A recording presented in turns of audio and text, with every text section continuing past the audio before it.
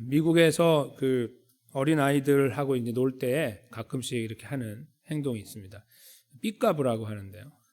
그게 이제 이렇게 손 이렇게 했다 이렇게 빼는 거 있잖아요. 거기에서 그걸 이제 저희가 한국말로는 아웅이라고 그러는데, 그래서 눈 가리고 아웅한다는 그 아웅이 거기에서 이제 연결되어 있어요. 그래서 이렇게 했다가 이렇게 하는 거, 삐까부 이렇게 하는 건데, 이제 어른들이 볼 때 굉장히 유치한데 아이들은 이제 그 굉장히 신기하죠. 눈이 보였다 안 보였다 이렇게 하니까. 근데 그건 아이들의 눈에 비춰진 것뿐이고 우리 어른들이 볼 때는 아무것도 아니에요. 무슨 장난치냐? 이렇게 우리가 말하게 되는 말이 눈 가리고 아웅이죠. 그래서 저것은 실질적으로 다 알고 보여지고 있는데, 그거를 자기가 아는 어떤 범위 안에서 최대한 가려보려고 하는 어리석은 행동을 말하는 거죠. 눈 가리고 아웅. 다른 말로 하면은 손바닥으로 하늘을 가린다는 뜻이죠. 이렇게 손바닥으로 하늘을 못 가리잖아요. 근데 그걸 가리려고 하는 그런 모양들을 눈 가리고 아웅 또는 손바닥으로 하늘을 가린다 이렇게 표현합니다. 저희가 읽은 오늘 본문은요, 굉장히 중요한 본문입니다. 성경에 물론 딱 한 번밖에 기록되어 있지 않는 내용을 다루고 있는 것뿐만 아니라 의외의 사건이 기록되어 있기 때문에 그래요. 성경을 좀 이렇게 심각하게 읽으시는 분들은 이런 질문을 가지게 돼요. 하나님께서 이스라엘 백성들에게 가나안 땅을 주셨는데, 가나안 땅이라 하면 거기에서 말하는 가나안 땅은 요단강 건너편이에요. 그러니까 요단강에 이렇게 하늘에서 내려다보면 요단강 서편이란 말이에요. 그런데 저희가 알다시피 이스라엘 백성들은 동편도 차지를 했습니다.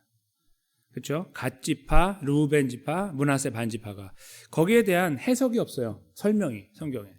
그러니까 저희가 그냥 오늘 이 장을 빼고 성경에 이 내용이 없으면 왜 그랬는지 의구심을 갖게 되고 끝나버려요. 어떻게 그들은 그 땅을 차지했지? 이렇게 이제 질문만 남게 된다는 거죠. 근데 하나님께서 그 내용을 32장 전체에 써놓으셨어요. 처음부터 끝까지. 그래서 이제 저희는 그 중간 부분, 이제 그 결정적인 부분만 저희가 읽은 건데요. 그 내용을 잠깐 들여다보려고 합니다. 그들이 여기에서 그 갓지파, 루벤 지파, 그리고 므낫세 반지파가 무엇을 말하고 싶었을까? 그들은 왜 이 땅을, 이 동편 땅을 차지하고 싶었을까? 근데 그 내용을 저희가 잠깐 살펴보고요. 그리고 그거에 대한 하나님의 반응, 모세는 하나님의 대변자로서 어떻게 반응을 보였는가, 이것은 저희에게 어떤 의미가 있는가, 이걸 잠깐 생각해보는 시간을 가지려고 합니다. 저는 그 내용이 이제 눈 가리고 아웅이라고 생각합니다. 이제 어떤 의미에서 그런가 잠깐 들여다보겠습니다. 모세가 그 이제 20절인데요. 앞부분부터 이제 살펴본다면, 그 어느 날 갑자기 갓지파하고 루벤 지파 둘이 모세에게 와서 한 가지 부탁을 해요. 그게 뭐냐면, 우리가 식구들이 많고 또 이제 가축이 많은데, 그 지역이 지금 이제 그들이 머물고 있는 모압 평지에서 이제 정복한 땅들 이렇게 보면은 약간 고지예요. 해발 2,000m 정도 되는. 그러니까 이게 이스라엘 땅이 이렇게 푹 빠져 있거든요. 그래서 이렇게 높다가 쑥 내려와 있어요. 양쪽이 쑥 내려와서 여기가 요단강이거든요. 이쪽 약간 고지는 어떤 면에 좋으냐면은, 일단은 그 땅이 비옥하고, 그리고 풀들이 잘 자라서 가축 키우는 데는 굉장히 좋은 곳이에요. 그들이 딱 거기 지역을 이렇게 둘러보니까 괜찮단 말이에요. 되게 넓고. 그러니까 이제 와서 모세에게 이야기한 거예요. 우리가 이 땅에 좀 거주하겠습니다. 우리랑 같이, 나랑 갓이랑 그다음에 저 므낫세 반쪽하고 이렇게, 저희가 너무 크고 또 가축이 많으니까 다른 지파보다 많았는지 그건 잘 모르겠습니다만, 일단 그렇게 와서 요청하는 장면이 나와요. 32장 앞부분에. 그걸 받아갖고 모세가 사실은 정확하게 하나님께 가지고 가지는 못해요. 이제 그 내용 중에 보면, 하나님 잠깐만 있어봐, 하나님께 물어보고, 이건 없는데, 이 흐름을 저희가 읽다 보면은 이제 하나님께서 그 안에 개입하고 계시는 것을 알게 되거든요. 이제 모세가 이제 거기 제안하는 게 있어요. 처음에는 이제 워닝을 줘요. 경고. 야, 너 가데스 바네아에서 우리가 하나님께 벌 받은 거 기억 못하냐? 믿음 없이 행동하면 다 죽는다. 그거 알지? 딱 이렇게 말해요. 너네 때문에, 니네가 여기 정착한다고 그러면 너가, 루벤은 제일 위거든요. 첫 번째 아들. 그러니까 제일 위가 지금 그렇게 흔들리면 나머지 9개 반은, 아니 9개 반이죠. 9개 반은 너네들 때문에 주저앉을 수 있어. 이렇게 이야기합니다. 그러니까 만약에 그러면 너네는 아주 심각하게 범죄하는 거다. 이렇게 이제 말을 하죠. 그래서 그들이 다시 갔다 의논하고 와가지고 모세에게 다시 두 번째 아이디어를 내는 겁니다. 우리끼리 여기 산다는 게 아니고요. 우리가 같이 가서 싸우겠습니다. 이렇게 말하죠. 대신에 우리가 칼을 차고 가는데 애들하고 노약자, 와이프하고 다 남겨놓고 가겠다. 이 첫 번째고, 싸우러 갈 때 우리가 제일 앞장서겠다. 이 약속을 해요. 실제로 약속은 이루어집니다. 나중에 저희가 이제 확인하게 돼 나중에. 근데 일단은 그 약속을 하게 돼서 그래? 모세가 이제 이렇게 반응을 보이죠. 그래, 그러면 그대로 하자 하고 오늘 본문이 이제 그 이어지는 거예요. 뭐냐면 모세가 이제 그걸 다짐하는 거죠. 그들에게 이르되 너희가 만일 이 일을 행하고 즉 무장하고 여호와 앞에 가서 싸우면 계속 읽을까요? 이제 21절에 너희가 다 무장하고 여호와 앞에 요단을 건너가서 여호와께서 그의 원수를 자기 앞에서 쫓아내시고 그 다음에요. 그 땅이 여호와 앞에 복종하게 하시기까지 싸우면 약속한 대로 하면 그 말이에요. 그러면 무죄한다. 여호와 앞에서나 이스라엘 앞에서 무죄하다. 너희는 죄가 없을 것이다. 그리고 돌아와서 이 땅은 너희 땅이 될 것이다. 이렇게 이야기를 하고요. 그 다음이죠. 근데 그렇지 않을 수도 있잖아요. 23절에 만약에 그렇게 하지 않으면 여호와께 앞에 범죄하는 거니까 유죄다 그 말이죠. 아까 무죄였으니까 너희 죄가 반드시 너희를 찾아낼 것이다. 이 표현은 영어식으로 쓰이는 표현이에요. 한국말은 이런 말을 안 쓰죠. 죄가 우리를 찾는 게 아니고 우리가 죄가 발견된다 뭐 이렇게 쓰잖아요. 죄가 발견된다 이렇게 말하지 죄가 우리를 찾는 경우가 없죠. 근데 이 표현은 미국 사람들은 그대로 잘 빼가지고 씁니다. 너희 죄가 너를 찾는다. 약간 무섭죠. 그러니까 죄가 액티브한 거예요. 우리가 죄가 이렇게 발견되는 수동적인 게 아니고 능동적으로 우리를 찾는다 이런 말이니까 죄가 있다는 것을 결코 피하지 못한다 이런 말이겠죠. 반드시 너희는 유죄하게 된다 그런 말입니다. 그러면은 그렇게 되는 줄 알아? 이렇게 서로 확정한 다음에 24절에 보시면 너희는 어린아이들을 위하여 성읍을 건축하라.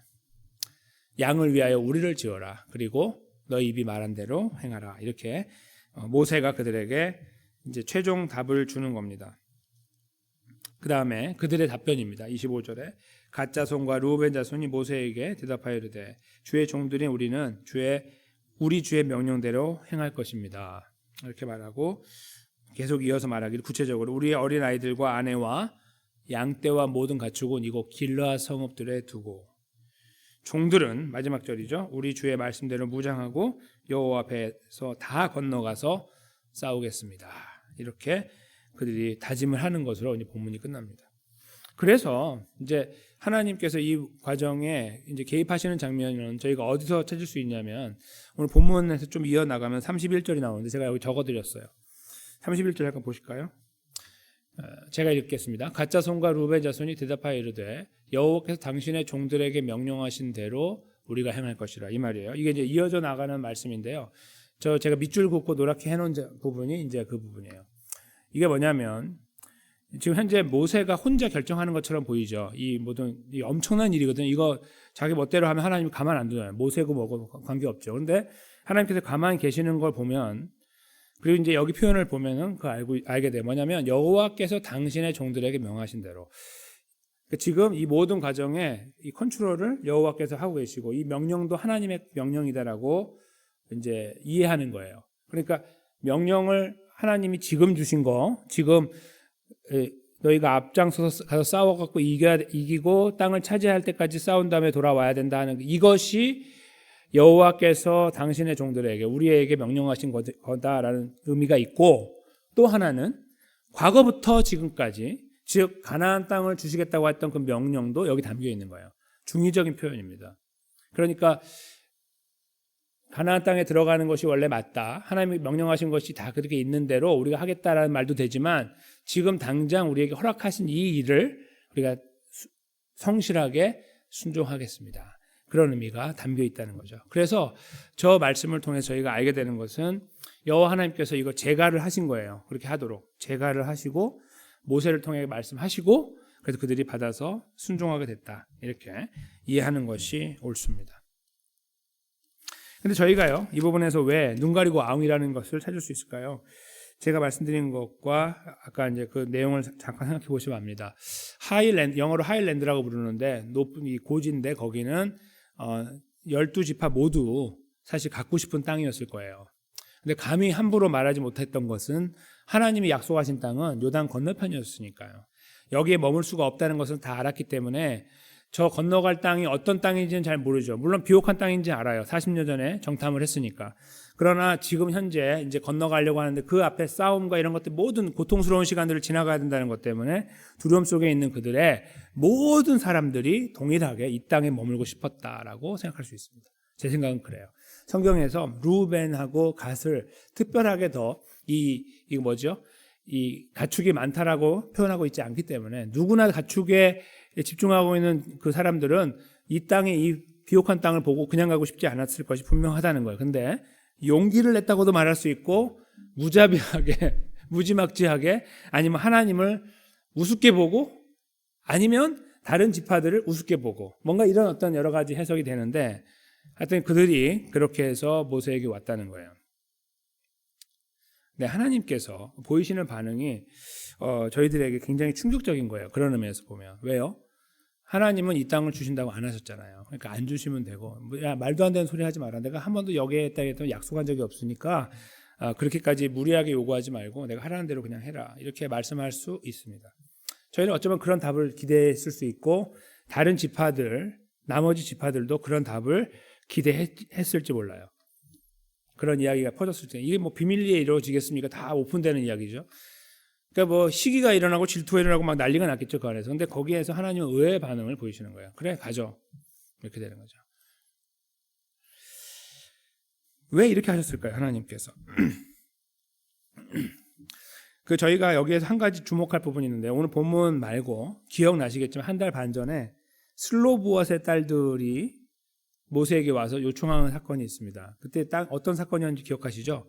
슬로브앗의 딸들, 그러니까 슬로브앗이라는 사람이 죽었는데 아들이 없이 죽었다. 딸들만 있었는데 그랬더니 재산이 다른 집으로 가는 거예요. 하나님 원래 법이 이렇게 돼 있으니까. 그러니까 하나님 그 앞에 와서 모세에게 이야기해서 하나님이 답을 주시는 과정을 저희가 말씀을 들었단 말이죠. 그때 하나님께서 어떻게 했습니까? 딸들에게 주라고 했죠. 네. 지금 그 장면하고 여기 두 사건을 이렇게 비교해 보세요. 이게 어떤 형식의 사건인지. 이스라엘 백성들이 살아가면서 가나안 땅을 향해 가면서 만나는 어떤 사건이에요. 사건이 여러 가지가 있었어요. 그냥 보편적으로 굉장히 아무런 가치가 들어가지 않은 일들이 있어요. 예를 들면은 물이 없다는 거, 먹을 게 없다는 이런 것들. 그냥 의식주의 문제, 그런 문제. 사실은 옷은 40년 전에 입은 옷을 지금까지 입고 있어요. 신발도 그렇고. 그건 저희가 나름 표현을 찾아요. 하나님께서 이거 기적을 일으켜가지고 옷이 헤어지지가 않았어요. 신발하고. 그렇게 만들어주셔서 의식은, 이제 의는 필요가 없는 거예요. 식주인데 주도 텐트 치고 자니까 괜찮고 먹는 거가 중요한데 그거 해결해 주셨거든요. 근데 그거 기도했단 말이에요. 하나님 앞에 컴플레인 하고 그랬잖아요. 그런 것들부터 해가지고 몇 가지 일들이 있었잖아요. 근데 그때마다 하나님께서 반응을 보였는데 이것은 하나님과 그들이 함께 교통하면서 가고 있다는 것을 증명하는 사건이에요. 하나님이 몰라서 안 준 게 아니라 그들이 그렇게 요청할 때 그걸 반응을 보이면서 하나님이 아버지 되시고 왕이 되심을 그런 사건을 통해서 이렇게 증명해 나오셨던 거죠. 그런 목적을 갖고 계셨던 거죠. 그러니까 그럴 때마다 이제 그 슬로브앗 딸들도 마찬가지예요. 하나님은 다 알고 계시죠. 근데 그들이 갖고 와서 문제를 에스크할 때 하나님께서 답을 하시면서 하나님의 자비를 드러내고 하나님이 그 안에 그들을 품고 계신다는 것을 증명해 놓으신 사건이었다는 거예요. 그런데 오늘도 어떤 의미에서 그렇게 보여요. 그렇죠? 이제 그들이 두 개 지파 반이, 특별히 오늘은 이제 나중에 므낫세가 조인하지만 그 전에는 갓과 르우벤이 이 일을 진행한단 말이에요. 돌맞을 일인데 사실은. 근데 그들이 와서 이렇게 당당하게 요청할 때 하나님께서 그 당당함을 박수치고 하는 게 아니라 그 당당한 요구를 들으시고 하나님께서 그들에게 조건부로 이 약속을 주신다는 겁니다. 그런 의미에서 그러면 이 르우벤처럼 갓처럼 저희가 어떤 일을 만나면 하나님께 뛰어들어가지고 목숨을 걸고 기도하면 하나님 응답하신다, 그런 의미일까요? 저희가 잘 알다시피 하나님은 그렇게 역사하시기도 하지만 대부분의 경우는 그렇게 역사하지 않으세요. 이 말씀은 그렇게 읽어내기는 좀 어려워요. 왜냐하면 그런다면 나머지 9개 반지파는 뭡니까? 바보들입니까? 그렇지 않죠. 그리고 실제로 만약에 그렇게 따지기 시작하면 유다 지파가 최고예요. 유다 지파의 끝뿌리에서 예수님이 오셨으니까. 그런 무슨 알력 다툼을 하는 그런 이야기가 아닙니다. 이것은 하나님이 여기서 어떻게 증거되느냐를 오히려 읽어내야 되는데, 저는 그것이 인간의 그 연약함과 그 악함과 이기적임에 대해서 너그럽게 포용하시고 불쌍히 여기시고 또 허용하시는 분으로 비춰지고 있다. 저는 이렇게 이해를 합니다. 왜냐하면 이 사건뿐만 아니라 저희가 읽어내는 모든 사건들 속에서 항상 인간들은 매우 이기적이니까요. 다른 말로 바꾸면 르우벤 지파와 갓 지파가 여기 땅에 머무는 것과 하나님의 영광이 관계가 하나도 없어요. 그렇죠? 그냥 딱 봐니까 너무 좋은 거예요. 다 좋아하는 땅인데 자기만 좋아요? 다 좋아하지. 근데 그걸 요청했을 때 하나님께서 허용하시는 이것이 매우 이례적이고 고개를 갸우뚱하게 되는데요. 한번 범죄함에 대해 생각해 보세요. 범죄함에 대해서. 이 사건 말고 하나님께서 범죄함에 대해서 벌하신 다음에 어떻게 하시는지 살려주시죠. 즉 이 사건은요, 인간이 뭔가 하나님께 요청하면 들어준다는 사건이 아니고요, 이렇게 그 터무니없는 요구를 하고 있는 르우벤과 갓, 이 지파를 바라보신 하나님은 그 서글픈 마음을 뒤로 하고 감싸 안고 스스로 허용하고 계신다는 거예요. 아담과 하와가 선악과를 따먹을 때 그 슬픔을 안고 허용하신 것처럼 맞아요. 하나님은 죄에 가담하지 않았어요. 털큰만큼도 허용하셨을 뿐입니다. 역사를. 그렇죠? 인간의 역사도 마찬가지, 저희의 삶도 마찬가지예요. 저희가 잘 생각해 보면 이기적인 것을 저희가 가지고 있을 때가 많다는 것이 드러날 때가 있어요. 오늘 이 사건과 비슷한데요. 사람들이 다 알아요. 이거 좋은 거 다 알아요. 그래서 우리가 기도하거든요. 근데 저희가 거기다 이들보다는 좀 낮게 그래도 보여주는 것이 딱 있게 뭘 하냐면 하나님의 영광을 달아요. 끝에다가. 그렇죠?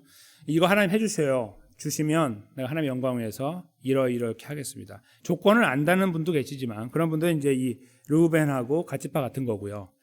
조건을 다는 것은 조금 더 각색을 한 거예요. 옆에다가 이렇게. 근데 그게 잘 생각해 보세요. 하나님께서 야, 너 그래도 내가 너한테 그렇게 해주면 너 그렇게 할 거야? 눈 가리고 아웅이죠. 요만한 걸로 하나 가려놓고서 하나님 앞에 하고 있는 거와 똑같은 거예요. 하나님이 다 알고 계시죠. 저 깊숙한 거 다 알고 계시는데 거기서 저희는 그 가리는 거예요. 정말 우스꽝스러운 일인데 그렇게 하고 있어요. 저는 그 신성 모독에 가깝다고 생각이 들어요. 저는 다 알고 있으면서 하거든요. 어떤 분들은. 그렇죠? 몰라서 하는 분도 있지만 거기까지 하면 아시겠어? 그거 모르면 그게 하나님입니까? 뭐하러 믿어요 그런 걸. 그렇죠? 하나님은 그런 분이 아니고 진짜 다 털끝까지 다 알고 계시고 세포까지 아시니까 우리의 생각 모두를 알고 계시는 분 앞에서 이 르우벤과 갓지파의 모습이 비춰질 때가 참 많다 하는 것을 저희가 이 말씀의 끝자락에 생각해 보는 거예요. 가나안 밖 이야기하고 하는 저 제목은요, 가나안 땅 밖에서 이루어진 이야기인데 그 이야기가 저에게 보여주는 것이 있어요. 하나님이 가나안 밖에서도 작용하고 계신다, 역사하신다 그 말인데요. 첫 번째 의미는 가나안이라고 하면 이스라엘 백성들이 들어가는 땅이잖아요. 그러니까 뭔가 하나님이 작용할 것, 역사할 것 같은 곳, 그게 가나안이에요. 그 안에서만 하나님이 역사하는 것이 아니라 그 밖에서도 역사하신다. 허용하는 일들, 이렇게 그 역사를 저 제목 속에 담아낸 겁니다. 그러나 더 중요한 것이 있죠. 그 역사가 어떤 역사냐 하면 매우 이기적인 역사예요. 가나안 밖에서의 보여지는 수많은 좋아 보이는 것들을 향해서 우리의 마음이 쏠리고 거기에 우리가 포석을 당하는 거예요. 매료를 당하고 거기에 빨려 들어가서 그들이 우리를 사버리는 거죠. 우리 마음을 다 팔아버리는 그런 상황 속에 있을 때에도 하나님 개입하신다는 것을 담아내기 위해서 저 제목을 삼은 겁니다. 오늘 본문의 상황을 그대로 담고 있는 것입니다. 이것은 그래서 그런 의미에서 매우 중요한 메시지를 저에게 전달하고 있는 것입니다. 한편으로는 하나님의 위대하심이 보이지만 다른 한편으로 우리의 치졸함이 드러나는 겁니다. 그들은 그것을 아무렇지도 않게 하고 있죠. 저희가 이렇게 관계 형성 속에서 보면 교회 안을 떠나서 교회 밖에서도 보면요, 어떤 분들은 가정 안에서 그런 걸 경험하는 분들이 있어요. 형제간에. 그렇죠? 부모와 자녀 관계에서 누군가 더 재산을 많이 갖는 거 이런 거 있잖아요. 뭔가 더 호의를 더 많이 받는 자녀가 있고 그렇지 않은 자녀가 있을 때 갈라서고 나누어지고 원수가 되고 이런 걸 보잖아요. 그런 것들은 너무나 비일비재한 이야기고 한국에서나 특별히 미국의 이민사회에서는 더 많이 보이죠. 세상이 좁기 때문에. 그 안에서 이루어지는 일들의 대부분이 뭡니까? 이기적인 것 때문에 그래요. 상대방을 배려하면 안 받으면 되거든요. 근데 배려하지 않으니까 형제인데도 불구하고 나를 먼저 배려하니까 싸우는 거예요. 내가 2개 받아야 되는데 1개 받으면 싸우는 거라고요. 그 이기심들이 발동하고 있어요. 저희는 그거 살아가요. 아무렇지 않게 살잖아요. 그런데 하나님은 가만두시죠. 오늘 본문이 그걸 보여주고 있는 거예요. 이들이 이렇게 이 모양으로 사는데도 하나님 가만두는 거예요.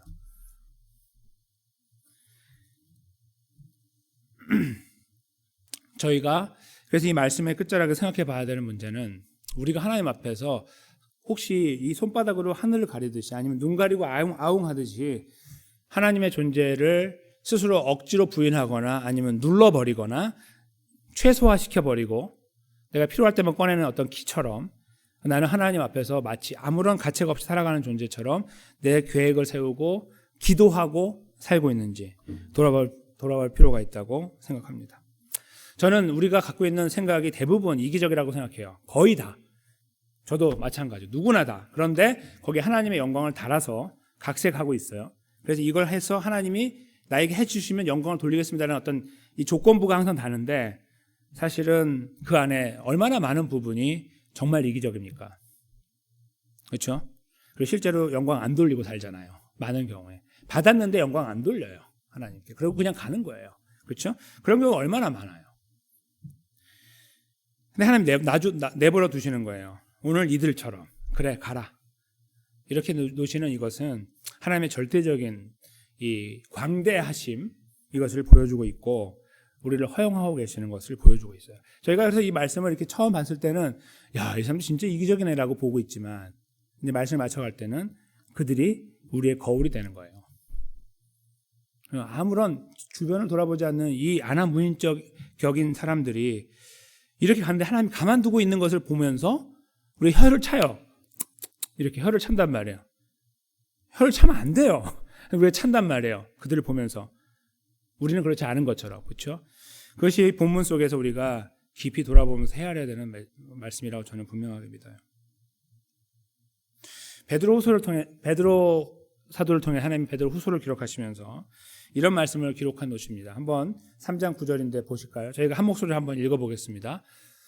있습니다. 시작. 주의 약속은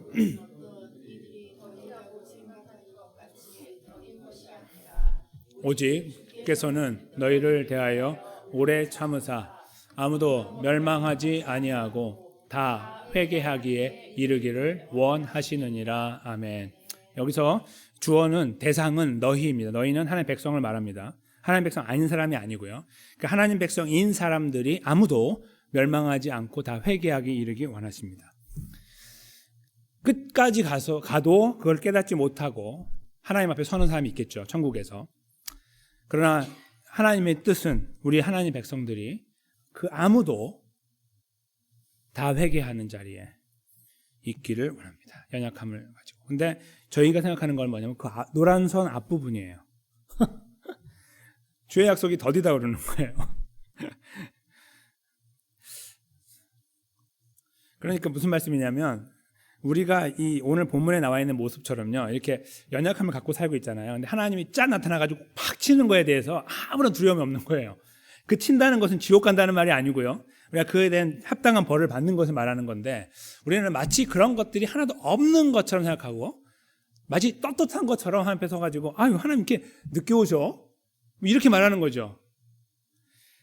이들이 아무렇지도 않게 요구하고서 거기서 뭐 우리가 어때서 이렇게 말하고 있는 것처럼 근데 하나님이 그 쓰라린 가슴을 스스로 부여잡고서 허용하고 계시는 이런 상황에 대한 인지가 없을 때 저희는 하나님은 왜 이러세요? 왜 이렇게 뭐 늦게 오세요? 뭐 이렇게 우리가 마치 정말 구원의 확신 이런 게 아니라 너무나 하나님 앞에 버릇없게 굴면서 그렇게 하는 요청하는 그런 모양으로 서 있을 수 있는데 어쩌면 저 말씀에 나와 있는 대로 너희를 대하여 오래 참으사라는 말씀을 놓쳤기 때문에 우리가 그렇게 하나님 앞에 연약한 모습으로 심각하게 말씀드리면 배은망덕한 모습으로 서 있는 것일 수 있다 생각을 하는 것입니다. 사랑하는 성도 여러분, 가나안 박 이야기 어떤 의미에서 오늘날로 말하면 교회 박 이야기 이렇게도 말할 수 있겠죠. 삶의 현장 거기에서 하나님은 작용하십니다. 절대로 우리의 걸음을 놓치지 않습니다. 그런데 그 안에서 저희가 이루는 일들 속에 저희도 모르게 매우 이기적으로 똘똘 뭉쳐있는 그런 모습에 우리 스스로가 어떤 조금의 어떤 그 양심의 가책 없이 살고 있을지 모르는 현장 그 현실을 말씀 속에서 저희가 이렇게 대하게 되는 것이죠. 그 앞에 저희가 좀 더 진지하게 반응을 보였으면 좋겠습니다. 하나님 백성으로서 더 나아가서 그 삶을 거기서 멈추지 말고 행여 저희가 그런 걸음을 걷는다 할지라도 우리 여기까지 인도하시고 여기까지 살려주셨고 인도해 나가시고 때로는 그것을 허용해 나가셔서 하나님 이거 해주세요 저거 해주세요 다 허용해 나가셔서 뭔가를 이루어가는 과정 속에 우리가 있다면 우리 하나님 앞에 그 은혜 앞에 어떻게 반응하고 있는가 우리를 보듬고 계시는 이 강력한 손길 앞에 안에서 우리는 어떻게 반응하며 살고 있는가도 더불어 돌아봤으면 좋겠습니다. 그것이 우리가 이 밤에 우리 삶을 말씀으로 점검하는 중요한 내용이 될 것입니다. 그 앞에 우리는